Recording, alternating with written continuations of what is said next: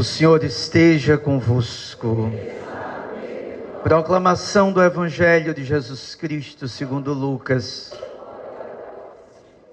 Naquele tempo disse Jesus a seus discípulos: A vós que me escutais eu digo, amai os vossos inimigos, e fazei o bem aos que vos odeiam, bendizei os que vos amaldiçoam, e rezai por aqueles que vos caluniam.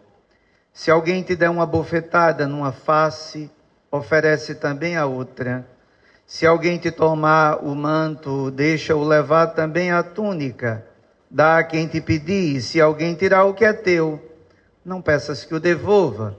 O que vós desejais que os outros vos façam, fazei também vós a eles. Se amais somente aqueles que vos amam, que recompensa tereis? Até os pecadores amam aqueles que os amam. E se fazeis o bem somente aos que vos fazem o bem, que recompensa tereis? Até os pecadores fazem assim. E se emprestais somente àqueles de quem esperais receber, que recompensa tereis? Até os pecadores emprestam aos pecadores, para receber de volta a mesma quantia. Ao contrário, amai os vossos inimigos, fazei o bem e emprestai, sem esperar coisa alguma em troca. Então a vossa recompensa será grande, e sereis filhos do Altíssimo, porque Deus é bondoso tanto para com os ingratos e os maus. Sede misericordiosos, como também vosso Pai é misericordioso. Não julgueis e não sereis julgados. Não condeneis e não sereis condenados. Perdoai e sereis perdoados. Dai e vos será dado. Uma boa medida calcada, sacudida, transbordante, será colocada no vosso colo. Porque com a mesma medida com que medirdes os outros, vós também sereis medidos. Palavra da salvação. A liturgia do 7º domingo do tempo comum, na perspectiva do discurso da planície, iniciado semana passada com o sermão das bem-aventuranças, segundo a narração lucana, hoje continua o grande sermão da planície, tocando justamente em um ponto que deixa a humanidade, sobretudo aqueles que ali estavam em crise: amai os vossos inimigos. Teologicamente, só para a gente desdobrar a frase, Nosso Senhor, no discurso da planície, ele está antecipando aquele que será o novo e eterno mandamento. Por isso, amai os vossos inimigos. Porque se o mandamento novo, que está lá em João 13, 34, é: amai-vos uns aos outros como eu vos amei, então os inimigos estão incluídos no amor. Não tem mais aquele amor ao próximo como a si mesmo, porque a medida é outra. E a medida do amor será, como diz Francisco de Sales, é amar sem medidas. Por isso, amar os inimigos se insere no contexto do discurso do novo mandamento deixado por nosso Senhor. O que poderíamos extrair desse evangelho? Há um imperativo de nosso Senhor. Ele nos coloca alguns verbos: amar, fazer o bem, bendizer e rezar. Tudo isso aqui feito não para com aqueles que amamos, mas para com aqueles que não amamos bastante, ou até odiamos e temos como inimigos. A liturgia toda hoje, toda, está sintetizada em amai os vossos inimigos. A primeira leitura do primeiro livro de Samuel Absai diz a Davi: Deus entregou hoje em tuas mãos o teu inimigo. Vou cravá-lo em terra com uma lançada e não será preciso repetir o golpe. Aqui, na experiência de Davi, está justamente a imagem perfeita e antecipada daquilo que é o mandamento do Evangelho de hoje. Ora, Davi poderia vingar o inimigo Saul, mas na hora da vingança, não mates, pois quem poderá estender a mão contra o ungido do Senhor e ficar impune? No momento de ódio e vingança, Davi age com a mesma bondade e ternura de Deus. Essa é a primeira imagem da liturgia de hoje.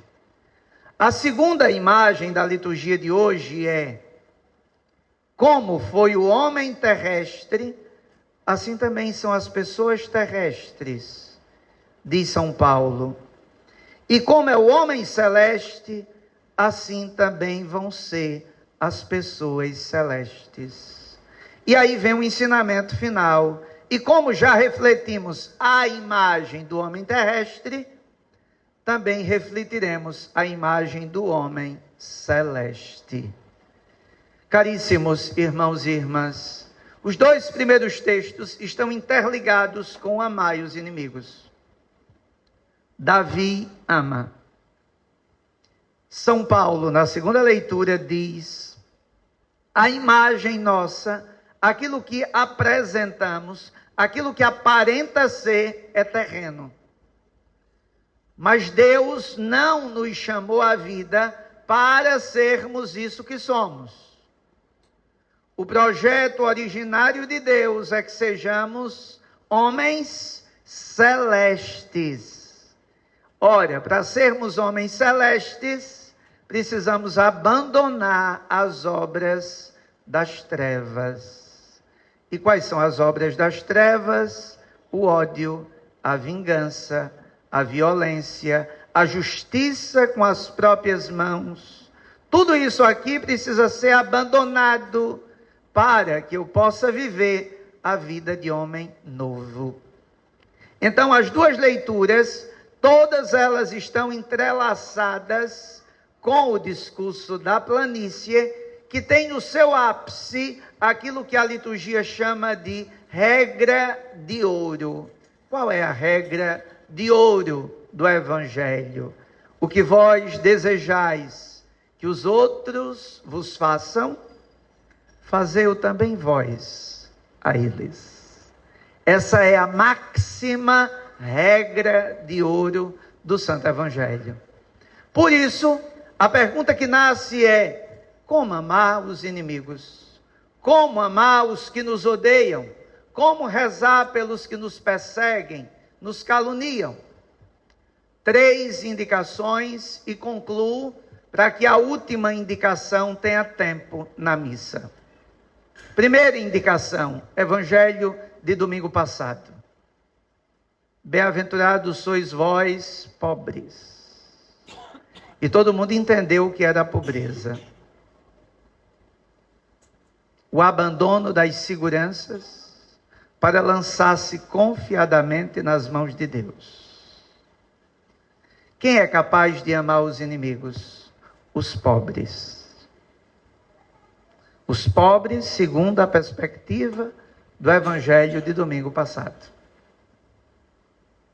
Aqueles que se fazem como Nosso Senhor, pobre. Esses serão capazes de também terem a capacidade de viver a regra de ouro, o Evangelho de hoje. Porque se ele já não tem seguranças terrenas, o que custa amar, perdoar, escutar, dialogar, tolerar, perdoar? É justamente aquele que tem um coração rico, soberbo, que vai ter dificuldade de relacionar-se com aqueles que lhe fizeram mal. porque ainda não aprenderam a virtude da pobreza do discurso da planície de domingo passado. Ainda não conseguiram se abandonar plenamente nas mãos de Deus. E por isso estão apoiados em suas seguranças e por isso pensam ter a razão e o direito de fazer com os outros o que bem entendem. Os pobres conseguem amar os inimigos. Segundo, quem consegue amar os inimigos? Aqueles que entram na lógica da cruz. E a lógica da cruz é a lógica da pobreza, falávamos domingo passado. E por que entrar na lógica da cruz?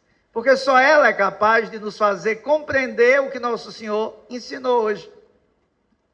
Quando Ele diz, amai os vossos inimigos, Ele está nos dizendo, foi por vocês que eu sofri. Foi por vocês que eu fui crucificado. E eu não fiz nada com vocês. Nada, absolutamente nada. Eu só fiz o bem. Mas fui eu que paguei o preço. Quando eu entro na lógica da cruz, tudo aquilo que está no evangelho de hoje, eu me rendo. Mas quem ainda não entrou na lógica da cruz, vai continuar com os sentimentos que estão fora da cruz. E o ápice da lógica da cruz é qual? Pai, perdoa-lhes. Eles não sabem o que fazem. Nessa frase lucana, vejam que isso é perfeito. Quem é que diz essa frase? É Jesus, só no Evangelho de São Lucas. E por que só no Evangelho de São Lucas? Porque é São Lucas que dá uma ênfase ao amor dos inimigos. Então, se eu não entrar na lógica da cruz, eu vou continuar vivendo muitas experiências intituladas e aspiadas cristãs, mas sem Cristo, porque eu estou fora da lógica da cruz. E entrar na lógica da cruz é viver aquilo que muitos santos viveram. Como não lembrar Estevão, lá nos Atos dos Apóstolos, apedrejado e dizendo, Senhor, em tuas mãos entrego o meu espírito. Perdoa-lhes, eles não sabem o que fazem.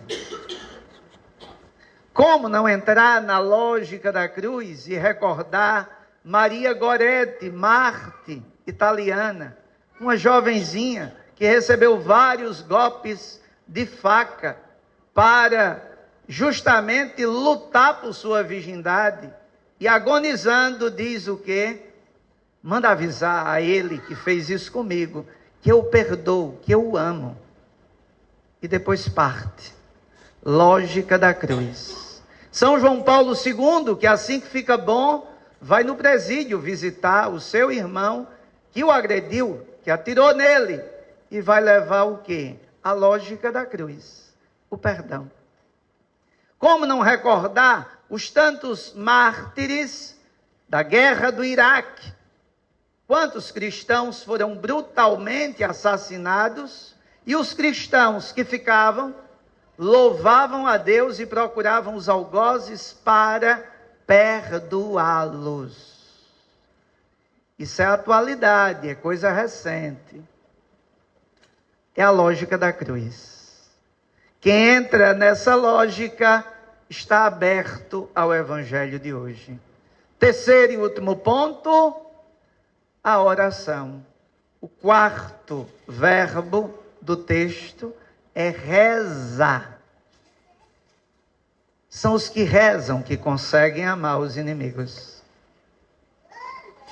Aí alguém pode pensar, mas a gente reza tanto. Em tempos onde alguns autores dizem que o momento é de uma sede espiritual grande, um avalanche. e haja reza em tudo que é lugar. Mas no meio de tanta reza, esse evangelho se encaixa ou ele é difícil de ser digerido? Qual foi a minha oração? Eu rezei a Deus mesmo, ou eu estava me iludindo com as minhas orações egocêntricas, onde o objetivo era eu e não Deus? Amados irmãos e irmãs, rezar é o caminho seguro para viver esse mandamento novo. Porque são os que rezam que compreendem, que se abrem a todo aquele discurso da planície que Nosso Senhor fez aos seus discípulos e ao povo. Os que rezam. Se minha oração não é capaz de me fazer perdoar, amar aqueles que me odeiam, eu devo me questionar até que ponto eu estou rezando e até que ponto eu posso dizer que aquilo foi uma oração. Porque a primeira aberração seria, numa missa, levantar os braços e dizer: perdoai-nos as nossas ofensas, assim como também nós perdoamos aqueles que nos ofendem. Já estaríamos rasgando a oração sagrada por excelência, que não necessita de repetições, mas ela por si só já é a perfeita oração. Por isso, rezar é caminho seguro para viver o mandamento novo que Nosso Senhor dá no Evangelho de hoje. Aqueles que rezam procuram agora, como diz São Paulo, trilhar o caminho dos homens celestes, não dos homens terrestres.